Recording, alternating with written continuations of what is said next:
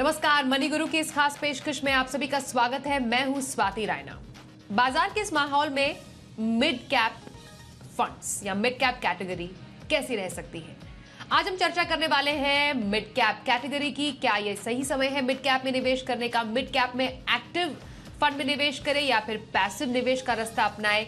ये कुछ ऐसे सवाल है जिसका जवाब आज हम तलाशेंगे। अपनी इस खास पेशकश में दो खास मेहमान हैं, उनसे चर्चा की शुरुआत करेंगे। सबसे पहले परिचय करा दें, Praveen Bajpai founder Finfix research हमारे साथ है और Kshitij Mahajan managing partner complete circle wealth solutions. Kshitij और प्रवीण, आप दोनों का स्वागत करते हैं हम आज के इस शो में। और जैसा मैंने शुरुआत में बोला, बाजार के इस माहौल में, क्योंकि जब भी हम किसी निवेश की बात करते हैं तो बाजार का मूड और माहौल देखना बेहद ही जरूरी है। तो क्षितिज, अगर मैं आपसे शुरुआत करूं, पहले अभी बाजार जैसे दिख रहे हैं, मिड कैप में निवेश करें? स्वाति, धन्यवाद and hello to Praveen also.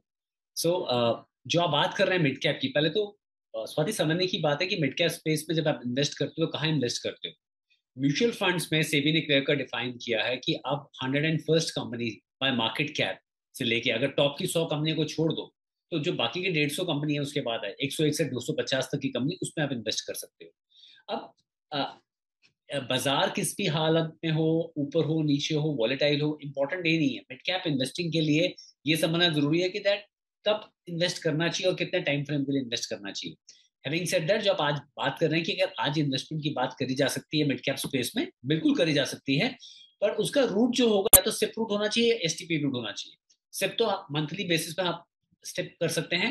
STP के लिए आप over a period of next let's say 10 से 12 हफ्ते की स्टैगर करके वीकली एसटीपी करें अगर आप इन्वेस्ट करना चाहते हैं फंड्स में। But at the same time, जब भी आप इन्वेस्टमेंट कर रहे हैं मिड कैप स्पेस में, कम से कम 7 साल प्लस वाले होराइजन या कोई ऐसा गोल हो जो 7 साल के बाद आपको जिसके लिए आपको इन्वेस्टमेंट करना हो। जब हमेशा बात करते हैं, और मुझे याद है आपके कहने पे हमने एक गोल बेस्ड शो किया था कि जो इन्वेस्टमेंट है वो गोल बेस्ड होनी चाहिए। तो जो भी गोल आपका 7 साल से ऊपर है, उसके लिए आप इन्वेस्टमेंट जब कर रहे हैं तो आप मिड कैप स्पेस में इन्वेस्ट करें या मिड कैप फंड में इन्वेस्ट करें। हाँ, आज वैल्यूएशंस यहाँ पर अगर आप ब्रॉडर मार्केट की देखेंगे तो मार्केट आपको करेक्टेड थोड़ी सी दिखेगी, पर एक साल का रिटर्न जो है वो मिड कैप का जो रीसेंट रैली हुई है, एफआई फ्लो जो वापस आए हैं उस कारण से, वो 14-15% दिख रहा है जब इंडेक्स की बात करूं। सो यस, मार्केट्स काफी मूव कर गई हैं, अपने प्रीवियस हाई के लेवल पे दोबारा आ गई हैं। But having said that, there is always opportunity, क्योंकि इंडेक्स अपनी जगह पे है, फंड अपनी जगह पे है, तो आप ले सकते हैं एक्सपोजर आज की डेट में। बट यस, उसके लिए कई पैरामीटर्स पे हमें ध्यान करना पड़ेगा और किस तरह के इन्वेस्टर उसमें इन्वेस्ट करें, ये भी समझना बहुत जरूरी है। एब्सोल्युटली। तो किन फैक्टर्स का ध्यान रखें? बाजार से ज्यादा फैक्टर्स को भी देखना जरूरी है। जैसा क्षितिज ने बताया कि आप अपने लक्ष्य को देखें। कम से कम आप 7 या 7 साल से ऊपर लक्ष्य को देखेंगे तो मिड कैप ने अच्छा रिटर्न दिया है। रिटर्न पर भी आएंगे और इसके रिस्क फैक्टर्स पर भी हम चर्चा करेंगे। प्रवीण के पास अब मैं जा रही हूं। प्रवीण, अगर हम एक पूरे मिड कैप स्ट्रक्चर की बात करें, कैसी बनावट है मिड कैप स्ट्रक्चर की, मैं आपसे समझना चाहती हूँ। ये समझना जरूरी है। और अगर हम इसको एक लार्ज कैप के स्ट्रक्चर से कंपेयर करें तो कितना डिफरेंट है ये? जी, नमस्कार Swati and hello to Kshitij. Mid caps जो हैं, जैसे अभी क्षितिज ने बताया, वो हमारे 101 से लेके 250 कंपनीज हैं। अगर हम एक मार्केट कैप की परसेंटेज के लिहाज से बात करें स्वाति यहाँ पे, और एक कंपैरिजन ड्रॉ करें हम लार्ज कैप से, तो हम एक तरफ निफ्टी 50 को देखते हैं, जो कि निफ्टी 500 जो कि 95% हमारी मार्केट को दर्शाता है, उसका 56% है। यानी कि जो हमारी सबसे बड़ी कंपनीज है वो हमारी निफ्टी 50 में है। और जो हमारा मिड कैप इंडेक्स है, मिड कैप 150, अगर हम इंडेक्स की बात करें, जो पूरे मिड कैप स्पेस को एक तरीके से रिप्रेजेंट कर देता है, वो 18% उसकी वेटेज है ओवरऑल मार्केट कैप में। उसके अलावा स्वाति यहाँ पे कुछ बड़े इंटरेस्टिंग फैक्टर्स हैं जहां पे ये लार्ज कैप इंडिसेस से डिफरेंट है। पॉइंट नंबर 1, कि जब हम डाइवर्सिफिकेशन की बात करते हैं तो ये लार्ज कैप इंडेक्स से ज्यादा डाइवर्सिफाइड है। इसमें करीबन 19 सेक्टर्स की रिप्रेजेंटेशन है, जिसमें से जो सबसे बड़े 5 सेक्टर्स हैं वो करीबन 56% बनाते हैं। वहीं निफ्टी में 14 सेक्टर्स का रिप्रेजेंटेशन है और वहां पे 5 सेक्टर्स 80% तक का एलोकेशन ले जाते हैं। तो मिड कैप में हमें कुछ ऐसे सेक्टर्स देखने को मिलते हैं जो लार्ज कैप्स में इतने ज्यादा नहीं है, जैसे कि हेल्थ केयर आ गया, केमिकल्स आ गया, कैपिटल गुड्स आ गया। उसके अलावा जो इवन टॉप 5 और 10 कंपनीज में कंसंट्रेशन है वो मिड कैप इंडेक्स में कंपैरेटिवली कम है। 12 से 13% है टॉप 10 स्टॉक्स, वही निफ्टी में करीबन 40% तक चला जाता है। एक और इंटरेस्टिंग फैक्टर यहाँ पे हमें मिड कैप स्टॉक्स में देखने को मिलता है जो इंडेक्स रिप्रेजेंट करता है, कि यहाँ पे जो ट्रेडिंग वॉल्यूम्स हैं, ऑफ कोर्स उसकी वैल्यू लार्ज कैप से आधी है, यानी कि जो लार्ज कैप है उनकी जो एवरेज डेली ट्रेडेड वैल्यू होती है वो मिड कैप से 2 गुना है। एंड जो फ्री फ्लोट है, यानी कि जो प्रमोटर शेयर है कंपनीज में, वो हमने मिड कैप्स में ज्यादा पाया है। करीबन 7%, 60% तक का जो प्रमोटर शेयर देखा गया है। तो यानी कि जो फ्री फ्लोट, जो मार्केट कैप है मिड कैप्स में, वो करीबन 39% है इस टाइम पे, जबकि यही लार्ज कैप्स में करीबन 40-45% है। तो ये ब्रॉडर डिफरेंसेस हैं स्वाति, जो लार्ज कैप और मिड कैप जो इंडेक्स को डिफरेंशिएट करते हैं। एंड आई थिंक इसमें सबसे इंपॉर्टेंट बात ये हो जाती है कि ये हमें एक डिफरेंट तरीके का फ्लेवर्स देते हैं दोनों इंडेक्स। एंड जो कॉम्बिनेशन है इन दोनों का, ये किसी भी इन्वेस्टर के पोर्टफोलियो के लिए काफी अच्छा साबित हो सकता है। एब्सोल्युटली। और क्योंकि जब हम पैरामीटर्स की बात कर रहे थे आपसे क्षितिज, स्टार्टिंग में आपने बोला कि एक जो गोल है उसको स्पेसिफाई करना जरूरी है, पर रिटर्न की भी बात करें, क्योंकि हम यहाँ पर अगर मिड कैप और लार्ज कैप के कंपैरिजन में इनके परफॉर्मेंस की भी बात करें in terms of the return, चाहे फिर वो एब्सोल्यूट हो या कंपाउंडेड हो, तो मिड कैप ने लॉन्गर टर्म में as compare to its benchmark और फिर लार्ज कैप कैसा प्रदर्शन किया है? क्योंकि ये समझना इसलिए भी जरूरी है, एक निवेशकों को एक आइडिया हो जाता है कि मिड कैप स्पेस में चल क्या रहा है। सो स्वाति, इंटरेस्टिंग फैक्ट जो निकल के आया है इस स्पेस में, because size of companies relatively छोटी हैं। आप देखें ऑन एन एवरेज निफ्टी अगर 100 या टॉप 100 कंपनी की अगर आप मार्केट कैप की बात करेंगे तो कोई लगभग 30,000 करोड़ के आसपास होगी। तो उससे नीचे का सारा मिड कैप स्पेस है और वो 10,000 करोड़ तक जाता है। तो वहां पे लिक्विडिटी कम होती है। और ये इसलिए जानना जरूरी है जो लोग सुन रहे हैं या देख रहे हैं इस शो को, कि जब लिक्विडिटी कम होती है शेयर्स की तो वहां वॉलेटिलिटी ज्यादा होती है। जब मार्केट टूटती है तो थोड़ी बिकवाली में ही काफी ज्यादा प्राइस जो है प्रेशर में आता है और करेक्शन होती है, तभी मिड कैप और स्मॉल कैप की पिटाई ज्यादा होती है। हैविंग सेड दैट, अगर आपका टाइम होराइजन इन्वेस्टमेंट का इन एक्सेस ऑफ 7 ईयर्स है, मैं बार बार 7 ईयर्स पर इसलिए तवज्जो दे रहा हूँ क्योंकि कई बार कुछ ऐसे इंसिडेंट्स होते हैं, चाहे वो कोविड का हो या 2018 में रेगुलेटरी चेंजेस हो या लॉन्ग टर्म कैपिटल गेन हो, कि जस्टेशन जितना लंबा हो उतना बेटर होता है। सो हमने एक नॉर्मल, मैं फंड पे तो नहीं गया, पर मैं अगर आपको इंडेक्स की बात करता हूँ, हमने निफ्टी 50 को निफ्टी मिड कैप 100 से कंपेयर किया, तो देखा कि 5 साल के अगर आप टेनर में देख रहे हैं, जिसमें कोविड के 2 साल निकल गए, उसमें Nifty 50 has done relatively better विज़ mid cap index. और अगर वहीं 7 साल में चले जाते हैं तो वो रिटर्न जो है वो 2 से 3% बेटर हो जाते हैं।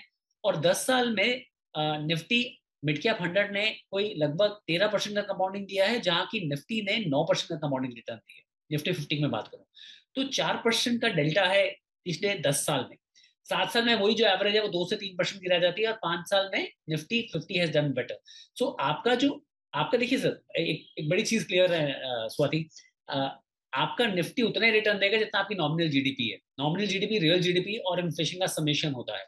एंड 4-5 साल इनिशियल 2014 से ऐसे निकले जहां हमारी रियल जीडीपी जो थी वो काफी कम रही, 4% तक गिर गई।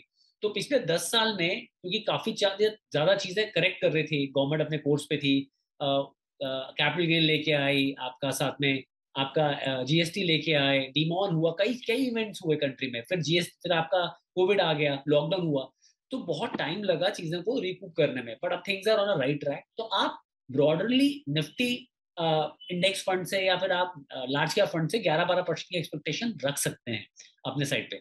वहीं अगर इंडेक्स मिड कैप का 13% दे रहा है, तो मैनेज्ड जितने भी पोर्टफोलियोज हैं इंडेक्स के मिड कैप फंड्स के, वो 15-16% रिटर्न दे सकते हैं, जो उन्होंने पास में 10 साल में अच्छे फंड्स ने किया भी है।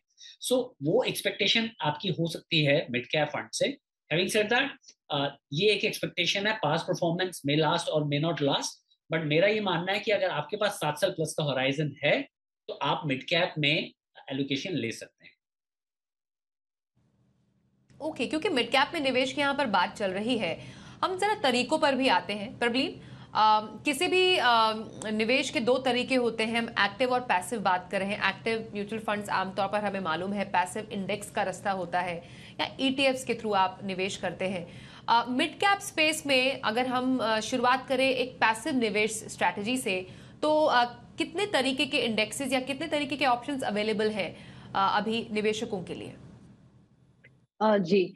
स्वाति, अब हम देख रहे हैं कि मिड कैप्स में भी एक पैसिव का दौर थोड़ा सा चला है और ये फंड्स बहुत ज्यादा पुराने नहीं है, पर हमने एक increasingly high number of passive strategies mid cap space में देखनी शुरू की हैं।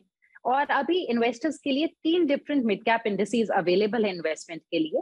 पहला है निफ्टी का मिड कैप 150 इंडेक्स, जो कि 101 से लेके 250 तक की पूरी कंपनीज का मार्केट कैप के बेसिस पे रिप्रेजेंटेशन करता है। ये एक सिंपल स्ट्रैटेजी हो गई जहां निवेशक अपना पैसा डाल सकते हैं और उनको मिड कैप की बेहतरीन कंपनीज का एक्सपोजर मिलेगा। और यहाँ पे the total number of constituents है हमारा 150 है। इस पर्टिकुलर इंडेक्स को ट्रैक करने के लिए अभी हमारे पास 7 डिफरेंट फंड्स हैं। आईसीआईसीआई का इंडेक्स फंड है, आदित्य बिरला का है, मोतीलाल का, मिराय का, निपॉन का, नवी का। इनमें से कुछों की ईटीएफ भी हैं और इंडेक्स भी हैं। तो ये एक सिंपल स्ट्रैटेजी हो गई। जैसे कोई निफ्टी 50 को ट्रैक करना चाहता है इंडेक्स फंड के थ्रू, वैसे ही आप मिड कैप 150 को ट्रैक कर सकते हैं इन 7 ऑप्शंस के थ्रू। और यहाँ पे जैसे मैंने आपको अभी हमने डिस्कस किया था कि जो एक कॉन्सेंट्रेशन है टुवर्ड्स सेक्टर्स एंड स्टॉक्स काफी लिमिटेड है। सेकेंड ऑप्शन जो इन्वेस्टर्स के निकल के आता है वो है निफ्टी का मिड कैप 50 इंडेक्स। यानी कि वो 150 कंपनीज को फर्दर फिल्टर कर देता है जो टॉप 50 कंपनीज है मार्केट कैप के बेसिस पे। और यहाँ पे स्वाति, ये वो कंपनीज हैं जिनका एक काउंटर पार्ट डेरिवेटिव मार्केट्स में भी होना चाहिए। यानी कि उन्हीं 50 कंपनीज का ये इंडेक्स बनता है जो obviously mid cap fund index का हिस्सा है, पर उनका फ्यूचर्स एंड ऑप्शंस में भी सेम स्टॉक लिस्टेड है। सो इसके बेसिस पे इनको फिल्टर किया जाता है। और यहाँ पे इन्वेस्टर्स के लिए 2 स्कीम्स निकल के आती हैं, जो कोटक का एक ईटीएफ है मिड कैप एंड एक एक्सिस का इंडेक्स फंड है। यहाँ की टॉप होल्डिंग्स हैं जैसे कि टाटा पावर हो गया, पेज इंडस्ट्रीज हो गया, इस टाइप की कंपनीज का रिप्रेजेंटेशन दिखता है। एंड इस पर्टिकुलर इंडेक्स का थोड़ा सा वोलेटिलिटी जो इंडेक्स है, मतलब जो स्टैंडर्ड डेविएशन है वो थोड़ा ज्यादा है, probably because of the presence of futures and options जो इन स्टॉक्स में दिखता है। एंड एक और थर्ड बीटा स्ट्रैटेजी अवेलेबल है इन्वेस्टर्स के लिए, जहां पे सेम 150 कंपनीज हैं जो पेरेंट इंडेक्स है, और उनमें से एक क्वालिटी के बेसिस पे स्वाति छांटी जाती हैं कंपनीज, जिनसे एक 50 कंपनीज को अगेन एक इंडेक्स बनाया जाता है। और ये क्वालिटी 3 चीजों पे बेस्ड है। ये बेस्ड है इनका कि कंपनीज के ऊपर उधार कितना है, फाइनेंशियल लेवरेज कितना है, इनकी अर्निंग कैपेसिटी कैसी है, यानी कि रिटर्न ऑन इक्विटी कैसा है, और इनका अर्निंग पर शेयर का आगे विजिबिलिटी कैसी है इन कंपनीज की। सो इन 3 पैरामीटर्स के बेसिस पे जो पिछले 5 साल में ये एक इंडेक्स बनाया जाता है। और यहाँ पे हमें डीएसपी और यूटीआई के फंड्स अवेलेबल है इन्वेस्ट करने के लिए। एक छोटी सी चीज मैं यहाँ पे मेंशन करूंगी कि जो क्वालिटी इंडेक्स है, इसका एक्चुअली जो स्टैंडर्ड डिविएशन है या वोलेटिलिटी को जो दर्शाता है एक फैक्टर, वो इनफैक्ट निफ्टी 50 से भी कम है। ये तीनों मिड कैप इंडेक्सेस में से क्वालिटी 50 का सबसे कम है। और 5 साल के बेसिस पे बाकी 2 इंडेक्सेस का 150 का जो है वो निफ्टी के बराबर हो जाता है स्वाति, एंड जो मिड कैप 50 का है वो थोड़ा हायर है, जैसे मैंने आपको अभी बताया। बट ऑन 1 ईयर बेसिस सारों में वोलेटिलिटी ज्यादा दिखती है, 5 साल में इनकी वोलेटिलिटी का रिड्यूस हो जाता है फैक्टर। मुनाफे का मिड कैप मंत्र कर रहे हैं खास चर्चा प्रबलीन बाजपेयी से, फाउंडर फिनफिक्स रिसर्च, और Kshitij Mahajan, managing partner complete circle wealth solutions. Kshitij, हर एक निवेश के अपने एक अपसाइड्स होते हैं और डाउनसाइड्स भी होते हैं। मिड कैप में जोखिम क्या है?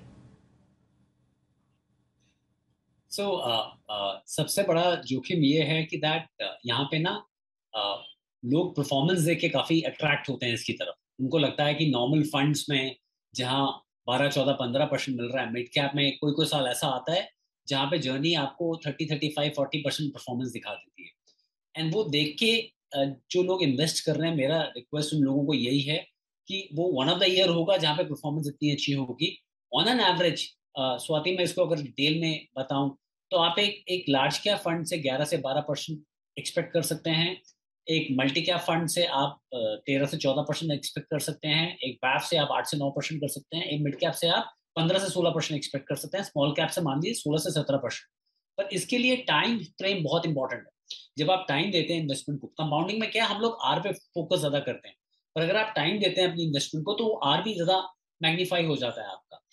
सबसे बड़ा जोखिम ये है कि जब मार्केट करेक्ट होती है किसी भी कारणवश, चाहे वो कोरोना हो या जीएसटी हो या कोविड हो या कुछ भी प्रॉब्लम हो, उसमें मिड कैप और स्मॉल कैप की पिटाई ज्यादा होती है। उसके लिए मैंने रीजन पहले भी बताया कि लिक्विडिटी कम होती है और फ्री फ्लोट स्टॉक्स का कम होता है। जब बिकवाली होती है तो पिटाई ज्यादा होती है।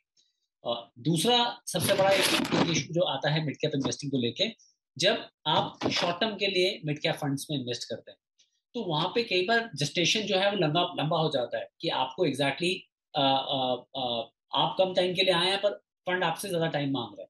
तीसरा, लार्ज कैप जितने भी मिड कैप फंड्स हैं वहां पे बड़ी एलोकेशन अच्छे स्टॉक में लेना मुश्किल हो जाता है, बिकॉज लेट्स से कोई फंड 20,000 25,000 करोड़ का है, वहां पे अगर आपको 5% एलोकेशन लेना है तो वो आपको इटसेल्फ 1,000-1,200 करोड़ का एलोकेशन लेना पड़ेगा, तो वहां पे थोड़ी परफॉर्मेंस डिप होती है। तो वो एक अगेन एक फैक्टर है जो मिड कैप इन्वेस्टिंग को लेके one should be worry about. और चौथा जो जो की रीजन एक ये है कि दैट मिड कैप पोर्टफोलियोज जितने भी आपके कार्व्ड आउट हैं आज की डेट में, वो ऑलरेडी क्लाइंट के पास एक्सपोजर जो है वो बाकी फंड्स के थ्रू भी आ रहा होता है। जब आप थोड़ा हैवी हो जाते हैं मिड कैप पे और आपका टाइम होराइजन कॉम्प्लीमेंट नहीं कर रहा होता है आपको, तो वहां पर कहीं ना कहीं बैकफायर करता है आपको। तो ये 3-4 ब्रॉडर प्रिकॉशंस हैं जो मैं मानता हूँ लोगों को लेना चाहिए, और सिर्फ रिटर्न को फॉलो नहीं करना चाहिए, स्टैगर वे में इन्वेस्टमेंट करना चाहिए। ओके और प्रबलीन, अगर हम एक्टिव फंड्स की बात करें मिड कैप स्पेस में, अभी कुछ 27 एक्टिव म्यूचुअल फंड है मिड कैप स्पेस में, कैसा है उनका परफॉर्मेंस? मिड कैप्स अगर हम देखें स्वाति, तो इन 27 फंड्स ने अच्छा परफॉर्मेंस दिया है ओवरऑल। पर एक चीज जो काफी ज्यादा एक परफॉर्मेंस के नजरिए से निकल के आती है वो ये है कि जो इनमें से कुछ फंड्स बहुत अच्छा परफॉर्म करते हैं और कुछ काफी खराब। तो जो डाइवर्जेंस है, जो डिफरेंस है in best and worst returns, वो काफी हाई है। अगर हम 7 साल के बेसिस पे देखें तो जो बेस्ट परफॉर्मर है उसने करीबन 19% के रिटर्न दिए हैं और वर्स्ट परफॉर्मर ने 12%, यानी कि about their is a difference of 5%, 7% sorry. उसी लिहाज से अगर 5 साल में देखें तो करीबन 21% का बेस्ट परफॉर्मर है और 10% का वर्स्ट परफॉर्मर। यानी कि जब आप एक्टिव फंड्स का चुनाव कर रहे हैं तो यहाँ सिलेक्शन बहुत ज्यादा इंपॉर्टेंट हो जाती है कि सिर्फ कम टाइम के परफॉर्मेंस को देख के ना चलें, एक लॉन्ग टर्म परफॉर्मेंस, एक ऐसा फंड चुने जिसने डाउन मार्केट्स डेफिनेटली देखी हो, डाउन साइड देखा हो मार्केट्स का, एंड रोलिंग रिटर्न्स के हिसाब से चलें। बिकॉज ये जो डिफरेंस है ये एक बहुत बड़ा इम्पैक्ट ला सकता है इन्वेस्टर्स के रिटर्न्स में एंड पोर्टफोलियो रिटर्न्स में। और एक और जो बात यहाँ पे काफी इंटरेस्टिंग निकल के आ रही है वो ये है कि अगर हम 5 साल, 7 साल, 3 साल के किसी भी डिफरेंट टाइम पीरियड में रिटर्न्स को ट्रैक करें तो स्वाति, जो आउट परफॉर्मर्स हैं जिन्होंने इंडेक्स को बीट किया है वो भी कम है। 7 साल के बेसिस पे अगर हम देखें तब 19 फंड्स हैं जो क्वालिफाई करते हैं, जिनका उतना ट्रैक रिकॉर्ड है। सिर्फ 7 ने जो इंडेक्स रिटर्न्स हैं उनको बीट किया है। यानी कि एक कंसिस्टेंसी ऑफ फंड बहुत इंपॉर्टेंट है and consistency in beating the index वो भी बहुत ज्यादा इंपॉर्टेंट फैक्टर है जो निकल के आता है। बट जो ऑफ कोर्स यहाँ पे कुछ बेहतरीन फंड्स हैं उन्होंने बहुत अच्छी और शानदार परफॉर्मेंस दी है। एब्सोल्युटली। और क्षितिज, जब हम एक पोर्टफोलियो सूटेबिलिटी की बात करते हैं किसी भी कैटेगरी की, एक निवेशक हमारे माइंड में होता है कि हाँ, ये निवेशक के रिस्क प्रोफाइल के हिसाब से ये एक पोर्टफोलियो हम डिजाइन कर सकते हैं। तो कोई एक मुझे एक पोर्टफोलियो एक डिजाइन बताइए जिसमें मिड कैप स्ट्रैटेजी या मिड कैप फंड सही बैठता हो। कैसा वो पोर्टफोलियो होगा, कैसा वो निवेशक होगा और वो निवेश कैसा होगा? तो पहले बात करते हैं निवेशक, उसके रिस्क एपेटाइट की बात करते हैं। तो ये मॉडरेट और लो रिस्क जो प्रोफाइल्स हैं ये उनके लिए नहीं है मिड कैप एलोकेशन। क्योंकि स्वाति, जब आप एक लार्ज कैप फंड लेते हो या फिर आप मल्टी कैप लेते हो या फ्लेक्सी कैप लेते हो, उसके थ्रू भी आपको मिड कैप एलोकेशन मिल जाता है। लार्ज कैप में 80% टॉप 100 स्टॉक में रख सकते हैं, बाकी तो आप एक्सपोजर बाहर लेते ही हैं सारे फंड मैनेजर्स। तो उसको ऑलरेडी मिड कैप का एक्सपोजर मिल रहा है, तो प्योर मिड कैप एक्सपोजर इनके लिए नहीं है। जिसका थोड़ा एग्रेसिव प्रोफाइल है क्लाइंट का, अपना रिस्क प्रोफाइल, ये उस क्लाइंट के लिए है। और वहां पर भी जब वो क्लाइंट इसको ले रहा है तो मेरे हिसाब से डिपेंडिंग ऑन उसका रिस्क एपेटाइट क्या है, 7 to 12% individual mid cap fund में एक्सपोजर लिया जा सकता है। तीसरा तरीका लेने का, अगर आप सैलरीड हैं और आप लमसम पैसा, अगर आप स्टैगर में इन्वेस्टमेंट करना चाहते हैं तो सिप करें, और आपके पास लमसम एलोकेशन भी है तो आप उसको एसटीपी करें। सो ये 3 चीजें हो गई। जब आपने बात करी कि वो पोर्टफोलियो कैसा व्यू होगा, सो पोर्टफोलियो में on an average 12% on higher side, और कोई समझ रहा है कि कोई यंगस्टर्स काम शुरू करना चाहता है इन्वेस्टमेंट्स के ऊपर, तो वो 14-15% तक एलोकेशन लेके जा सकता है इसका मिड कैप का। बट ओवरऑल एलोकेशन में जो आप फिल्टर कर सकते हैं अपने एग्जिस्टिंग मल्टी कैप और लार्ज कैप फंड्स को भी, 25 to 30% से ऊपर का मिड कैप का एक्सपोजर आपके पोर्टफोलियो में नहीं होना चाहिए, क्योंकि आपके पास वहाँ सेक्टोरल वेटेज भी होते हैं, सेक्टोरल फंड्स भी होते हैं और स्मॉल कैप एक्सपोजर भी होता है। सो ये ओवरऑल एक्सपोजर मेरे हिसाब से बिल्कुल ठीक है।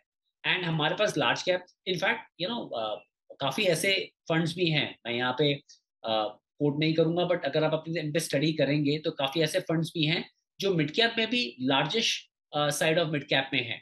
इनफैक्ट काफी इंडस्ट्री लीडर्स हैं स्वाति, जो इंडस्ट्री लीडर्स हमारे सेक्टर लीडर्स हैं वो मिड कैप कंपनीज हैं, चाहे वो आप एथेनॉल में देखिए, चाहे लाइफ इंश्योरेंस में देखिए, या एएमसी सेक्टर में जिसकी हम फंड ज्यादा लोग इन्वेस्ट करते हैं, तो काफी इंडस्ट्री लीडर्स मिड कैप ही हैं और ये कल के लार्ज कैप ही होंगे। सो आप देख सकते हैं इस प्रोफाइल के हिसाब से clients can take some allocation. Okay, और क्योंकि हम एक गोल बेस्ड प्लानिंग हमेशा करते हैं, मैं चाहूंगी आप कुछ ऐड करें Prabhleen at the end of the show. कैसे गोल्स के लिए किसी मिड कैप फंड में किसी को निवेश करना चाहिए, अगर हम बहुत ही आसान भाषा में समझे। जैसे हमारे कुछ मेन गोल्स होते हैं ना फाइनेंशियल प्लानिंग के, कि बच्चों की पढ़ाई है या फिर रिटायरमेंट प्लानिंग है, घर खरीदना है या गाड़ी खरीदनी है, तो मिड कैप की स्ट्रैटेजी कौन से गोल के लिए सही बैठती है?